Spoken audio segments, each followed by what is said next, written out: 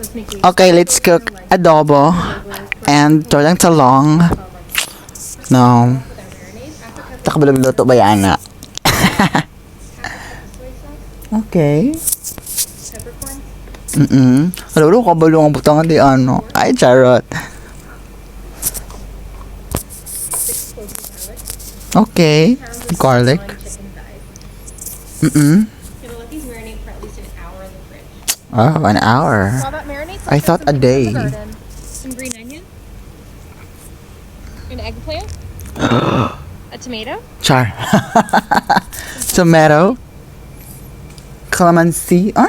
okay, so everyone's telling me that it's Calamansi to? Marag di man calamansi to. but maybe you got mislabeled. Ah? It kind of does just Marag like nga variety ng calamansi. some tulsi basil. Hala. Alright, it's been a little over an hour now, so it's Sa to gali? Namami ina na. Bisaya nga kuan, basil. while the chicken simmers, I'm gonna prep our sides. First, Okay. I'm gonna tulsi tea. Ah, yeah.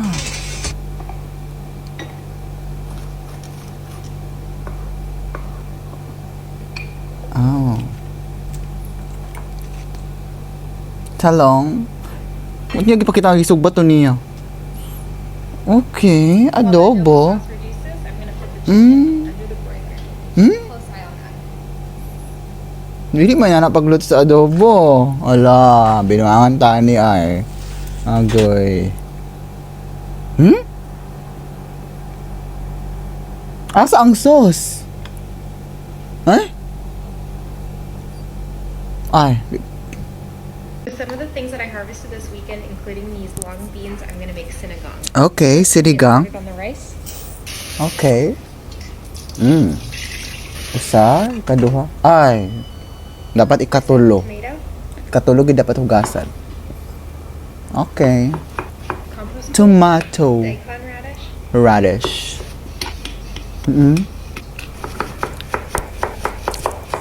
One onion. Onion.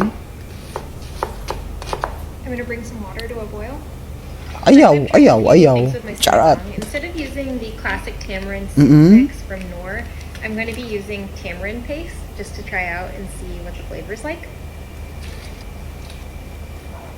One of the less traditional things that I'm going to be adding to my sinigang today is this umami mushroom pack from Smallfold. Sinigang with I'm going to mushroom. take 2 tablespoons of tamarind paste, and what I'm going to do is dissolve it in this ladle. I'm skimming a little bit of the foam off the top. Now I'm going to chop up the eggplant. Okay. Sinigang mix pa rin. I got these gorgeous blue prawns from Italy today. I had them deveined. Nana? Oh. I had them deveined but kept the shell on. for Okay. flavor. Shrimp. Shrimp sinigang. Adding the eggplant. Mm-mm. Now I'm going to chop up the long bean. A Batong. little bit of heat. I'm going to add a jalapeno as well. Okay. Right, time to serve it up. Gwapa lang, ganda lang. Ano? Ganda lang ang pagluto, di ba? Oh.